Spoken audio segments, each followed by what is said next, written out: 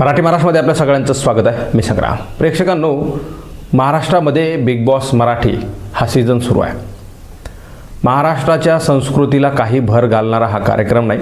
महाराष्ट्राच्या युवकांना काही प्रेरणा देणारा हा कार्यक्रम नाही आहे. महाराष्ट्रातील संस्कृत स्त्रियांना काही शिकवण देणारा हा कार्यक्रम नाही आहे. एवढंच नाही तर महाराष्ट्राला कुठल्याही प्रकारचा फायदा नसलेला हा कार्यक्रम महाराष्ट्रामध्ये घेतला जातो आहे आणि त्यामध्ये बरेचसे लोक जे आहेत ते सहभागी होतात. महाराष्ट्रामधले 2-3 दिग्गज चेहरे या बिग बॉसच्या कार्यक्रमामध्ये सहभागी झालेले आहेत.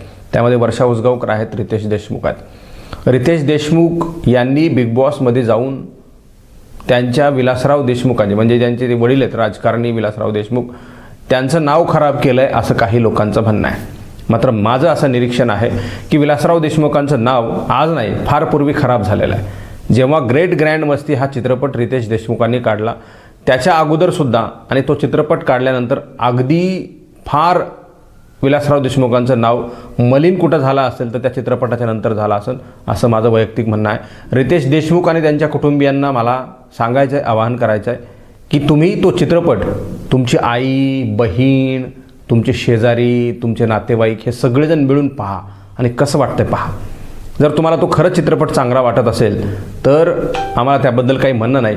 मात्र आमचं असं म्हणणं आहे की तो चित्रपट कुटुंबियांसोबत बघायसारखा नाही आहे. मात्र विलासराव देशमुखांचे पुत्र असलेले रितेश देशमुख यांनी फार चवीनं तो चित्रपट उत्साहानं बनवलेला आहे आणि म्हणून मी म्हणतो आता त्यांच्या बायको ज्या आहेत त्यांना तर काही वाटणार नाही, त्यासुद्धा अभिनेत्री आहेत. मात्र आई, त्यांची बहीण, त्यांचे नातेवाईक, फार जवळचे नातेवाईक या सगळ्यांनी मिळून तो चित्रपट पाहावा आणि कसा आहे हे आम्हाला त्यामध्ये सांगावं.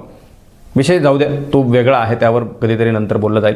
मात्र रितेश देशमुख याच्यामध्ये आहेत. वर्षा उसगावकर सुद्धा आहेत मराठी अभिनेत्री आणि कधी काळचा मराठी अभिनेत्रीच्या लेवलचा किंवा मग त्या काळामधला फार मोठा चेहरा राहिलेला आहेत वर्षा उसगावकर. फार मोठी कारकीर्द त्यांच्या चित्रपट क्षेत्रामध्ये आहे आणि त्यांनी बिग बॉसमध्ये येऊन त्यांच्या चेहऱ्यावर काळं फासलं आहे असं लोकांचं म्हणणं आहे. आणि मला काय वाटतं तर माझं असं म्हणणं आहे की त्यांनी फार उंची गाठलेली होती मराठी चित्रपटसृष्टीमध्ये आणि ती उंची त्यांनी बिग बॉसमध्ये जाऊन फार एकदम मलिन केलेली आहे, एकदम छोटीशी अशी एवढी केलेली आहे.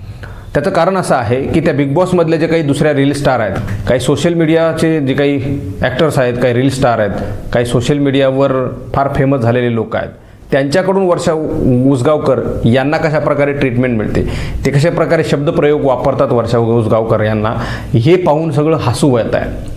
म्हणजे हसायला येतं आहे, हास्यास्पद आहे सगळं. तुमची मराठी चित्रपट क्षेत्रामध्ये फार अशी इतकी उंची होती, वर्षा उसगावकर असतील, रितेश देशमुख असतील आणि तुम्ही बिग बॉसमध्ये आल्यानंतर ती थेट उंची तुमची फार जमिनीवर आली. मग त्यामध्ये रितेश देशमुख असतील, वर्षा उसगावकर असतील. सोशल मीडियावर फार प्रसिद्ध असलेले महाराष्ट्रामध्ये धनंजय पवार हे सुद्धा त्यामध्ये सहभागी झालेले आहेत. त्यांच्याबद्दल सांगायचं झालं तर फार प्रेमळ आणि एकदम कॉमेडियन माणूस आहे. मात्र त्यांनी का या सगळ्या क्षेत्रामध्ये महाराष्ट्रावर सगळीकडे फेमस असताना इकडं का त्यांना या वाटलं, हा मला पडलेला प्रश्न आहे आणि माझ्यासोबत अनेक हजारो लाखो लोक आहेत ते त्यांना पाहणारे, त्यांनासुद्धा पडलेला प्रश्न आहे. दुसरीकडं गोलीगत मानणारा तो सूरज चव्हाण, त्याचा तर जाऊ द्या, त्याचा काही विषय नाही, तो कुठेही जाऊ शकतो, त्याला कुठलाही एखाद्या ओळखीचा उंचीचा स्तर नाही आहे.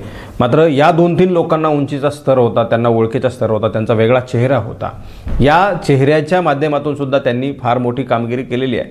मात्र ती कामगिरी आता धुळीला मिसळवण्याचं काम ह्या 2 जणांनी केलेलं आहे. रितेश देशमुख आहेत, तिकडं वर्षा उसगावकर आहेत. त्या घरामध्ये इतके गोंधळ आणि इतके वाद सुरू आहेत. छोटा पुढारी नावाचा घनश्याम दरवडे काहीतरीच नाव आहे त्याचं आणि तो सुद्धा त्या बिग बॉसच्या घरामध्ये आहे आणि इकडे आम्ही त्याचा व्हिडिओ पाहिला. धनंजय पवार यांना तो सांगत होता की माझ्या घरच्यांना फार लोक त्रास द्यायचे किंवा मग फार लोक चुकीचं बोलायचे, तुमचा मुलगा काहीही करू शकत नाही, तो फार लहान आहे किंवा मग त्याचं वय बसत नाही आहे, तो फार वेगळा दिसतो, तो काहीही कमवू शकत नाही. मला आज फार फिलिंग होत आहे, मला आज फार अभिमान वाटतो की मी तुमच्यासारख्या या बिग बॉसमध्ये आहे. बिग बॉसमध्ये आहे म्हणजे तुम्ही काही स्वर्गात नाही आहेत घनश्याम, अजिबात नाही आहे. तुम्हाला सोशल मीडियावर लोक फक्त मनोरंजनासाठी पाहतात, तुमच्याकडून ते आता काही घेणार नाही आहेत. पहिलं तरी तुम्ही थोडंसं बोलायचात, त्यामुळे लोकांना कुतूहल वाटायचं. मात्र तुम्ही आता बिग बॉसमध्ये गेलात काय, त्या पोरीच्या पप्प्या काय घेता, त्या पोरीला मिठ्या काय मारता आणि हा सगळा प्रकार महाराष्ट्राने सध्या पाहिलेला आहे. तुमची जेवढी उंची होती त्याच्यापेक्षा तुम्ही सुद्धा फार खाली गेलेला आहेत. म्हणजे त्यामध्ये तुम्हाला काही अभिमान वाटायचं काही कारण नाही.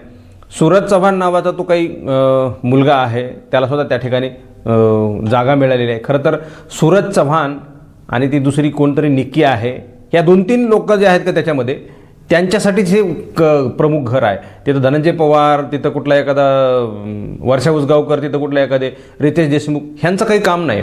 तिथं फक्त आणि फक्त तिथं वेड्यांचा बाजार आहे आणि गाढवांचा गोंधळ आहे. या सगळ्या गोष्टीमध्ये हे चांगले शहाणे माणसं, म्हणजे थोडक्यात मराठी म्हण आहे, शिंग मोडून वासरात कशाला घुसलेत हे लोक काही कळलं नाही.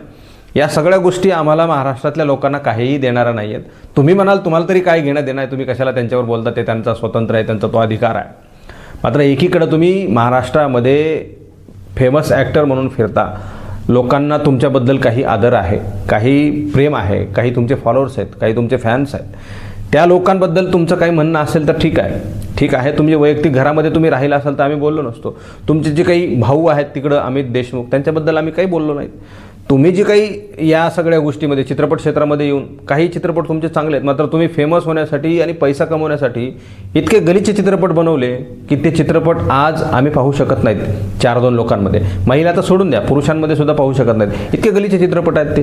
काय त्याच्यामध्ये ते ॲक्टिंग आणि काय ह्या सगळ्या गोष्टी, म्हणजे तुम्ही मुळामध्ये तुमची मानसिकता बिग बॉस आणि ती अश्लीलता या सगळ्या गोष्टींमध्ये बांधून ठेवलेली आहे आणि तुमच्या मनामध्ये कायम ती अश्लीलता आणि चाळे चाललेले असतात असं म्हणायला काही हरकत नाही. विलासराव देशमुख यांचं नाव तेव्हाच खराब झालेलं आहे, मला प्रेक्षकांना सांगायचं आहे. आता काही नव्यानं राहिलेलं नाही. वर्षा उसगावकरांची जी काही किंमत होती ती सुद्धा झिरो झालेली आहे. तुमचा एकेकाळचा चित्रपट आणि ती गाणी महाराष्ट्रातल्या प्रत्येक माणसाच्या मनामध्ये गुणगुणत होती, प्रत्येक माणसाच्या ओठावर होती. ती गाणी आज तुम्ही कशा प्रकारे गायले, तुमच्या मनामध्ये म्हातारपणी काय चाललं होतं, या सगळ्या गोष्टी बिग बॉसमध्ये तुम्ही गेल्यानंतर कळल्यात.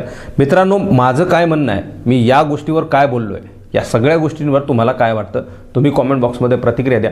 हा व्हिडिओ तुम्हाला आवडला असेल तर जास्तीत जास्त शेअर करा. चॅनलवर तुम्ही नवीन असाल तर चॅनल सबस्क्राईब करा, बेल आयकॉन प्रेस करा. हा व्हिडिओ तुम्ही फेसबुकच्या प्लॅटफॉर्मवर पाहत असाल तर तिथंही फेसबुकच्या पेजला लाईक करा, फॉलो करा, शेअर करा. धन्यवाद.